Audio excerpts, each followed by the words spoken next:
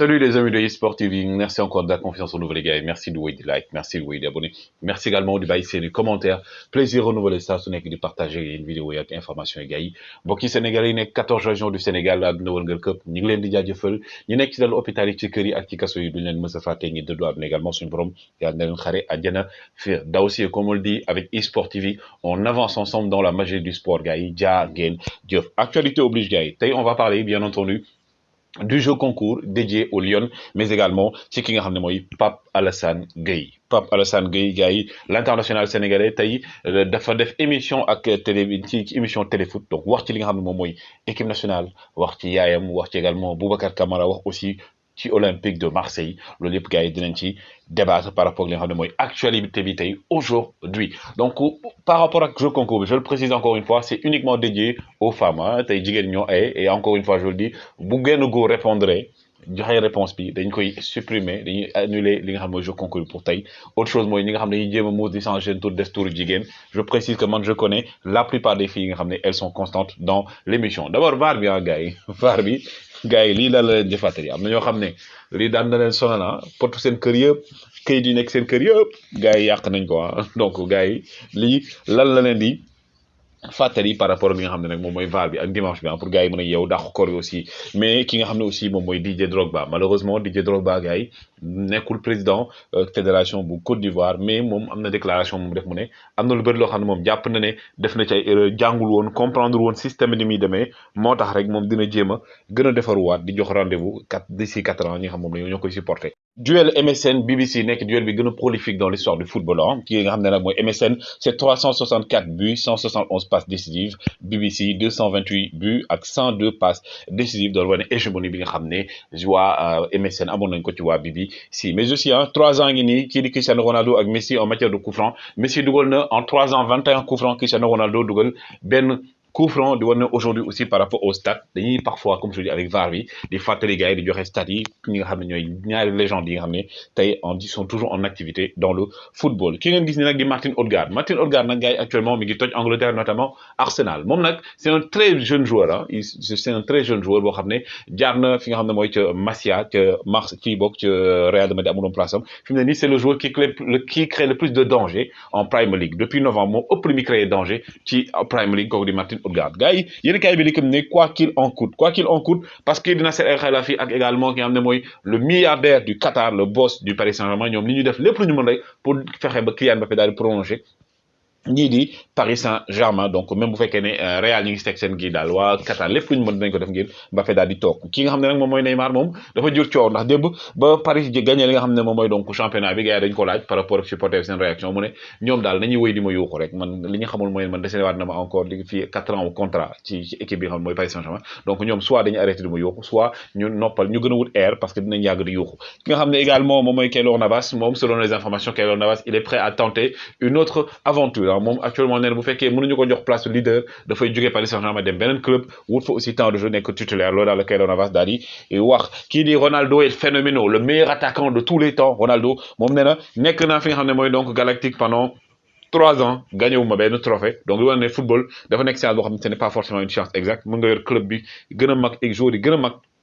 nga gagné nga mën a gagné bañ a gagné plutôt trophée loolu la wax mais aussi ñii di waa Betis Séville bu Youssouf Sabaly félicitations Youssouf Sabaly bi mooy seen 3e coupe du roi ñu gagné ko Betis Séville bi nga xam ne actuellement donc ren ñoom ils ont émerveillé l'Espagne parce que actuellement booy seet ñoom ñooy 3e ci classement bi 3e 4e ci classement bi waa Betis Séville nga xam ne loolu ñoom li ñuy jël Copa bi coupe du roi bi tax na ki nekk 7e foofu na ca championnat Espagne day dem ci li nga xam ne nag moom mooy donc Superliga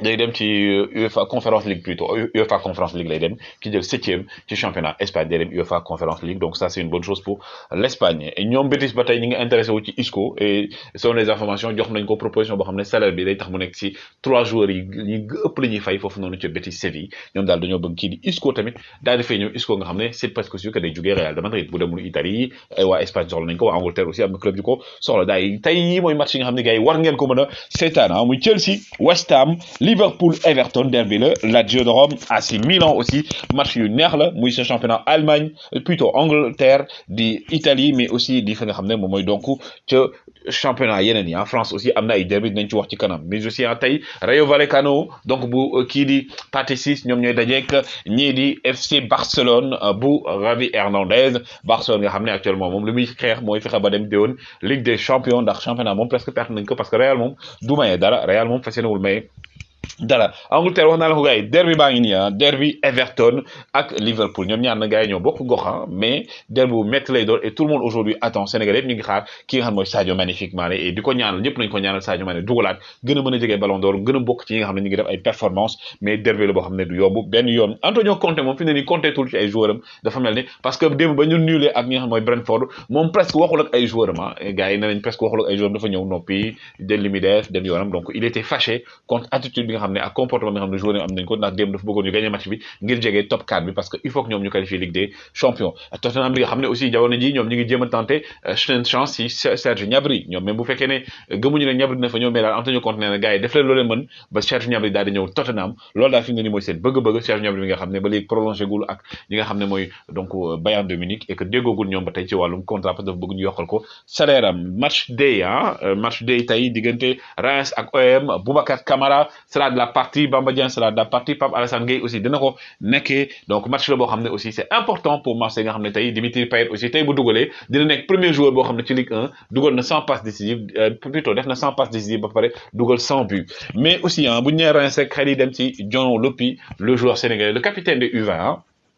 Dion Lopy nekk joueur boo xam ne c'est un joueur d'avenir nank mi ngi ñëw équipe nationale du Sénégal et je pense que tey loolu naa def sujet pour wax aussi organisation au sein de l'équipe nationale du Sénégal parce que ñëpp mënuñu fa ñëw mais am na ay stratégie yu def pour ku nekk gis ci sa bopp Pape Alassane Gueye ne tey moom lañ Téléfoot defoon nag interview spéciale inside pour waxtaan ak Pape Alassane Gueye qui est revenu sur sa relation ak yaayam wax ci nga xam ne mooy diggante ak Boubacar Kamara wax ci équipe nationale du Sénégal wax aussi ci Marseille par rapport ak Boubacar Kamara Pape Alassane Gueye nee na moom Boubacar Kamara équipe nationale de France la ko xamee ci petite catégorie et aussi yàlla def ñu ñëw bokk li nga xam ne mooy donc Marseille nekk koo xam ne xaritam la waayam la et junñu ne aussi que ne tey veu mooy Pape kii di Boubacar Kamara ñëw équipe nationale du Sénégal parce que Boubacar Kamara c'est un joueur boo xam ne c'est un joueur pétri de talent joueur la boo xam ne am na relation notamment moom ak Bamba Dieng ak aussi ki nga xam ne donc mooy moom mi Pape Alassane Gueye wax naa leen ko ci information yi ñi nga xam ne tey tax nañ ba Boubacar Kamara bëgg ñëw équipe nationale du Sénégal ñaar ñi bokk nañ ci muy Pape Alassane Gueye ak Bamba Dieng ak ñeneen ñi nga xam ne ñu woon ci suuf di liggéey mais surtout ñi parce que seen cohabitation dafa neex ay xarit lañ ay frères lañ et que je pense qu'aujourd'hui c'est important Pape Alassane Gueye aussi wax na ci Marseille yi xam naa nañ ci gis seen bopp nee na Marseille nekk na club boo xam ne boo fa ñëwee di tappale da ngay sonn doo fa am place bu fekkee da nga ñëw pour liggéey da nga ñëw pour liggéey carrément parce que ñoom amul tricher nee na moom sax loolu la ko yaayam yàgg wax nee na équipe boo nekk da nga war di mouiller le maillot mu ne loolu tax moom même bu ñëwee équipe nationale du Sénégal day mouiller le maillot parce que yaayam loolu la ko yar donc moom Sénégal la ci param yi loolu lañ ko yar muy mouiller le maillot jom fu la fit fayda et donc aujourd'hui Pape Alassane Gueye il est prêt à tout nee na moom ñu ngi progressé ba tey du côté de Marseille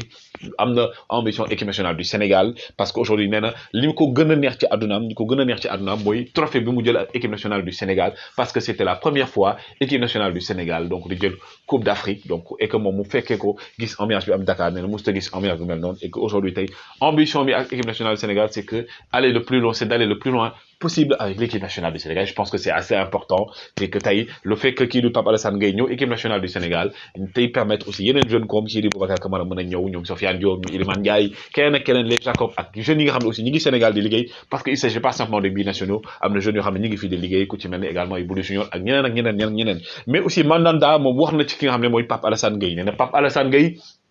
gars yi donc c'est un joueur boo xam ne gis na ne mi ngi progresser petit à petit et qu'il espère qu'il va continuer cette progression au niveau de Marseille ak aussi dans l'avenir parce que joueur la boo xam ne il est pétri de talent joueur la bu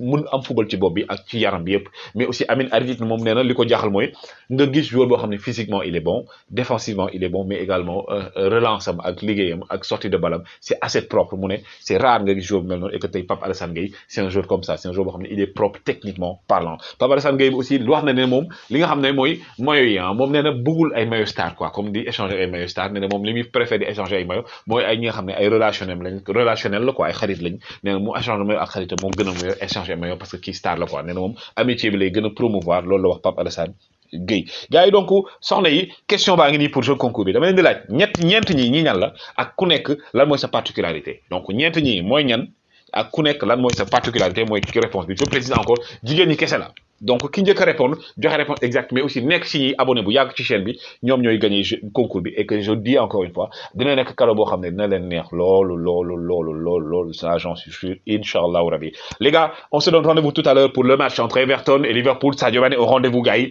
woy leen di like woy leen di abonné toujours un plaisir de vous servir jaa ngeen jëf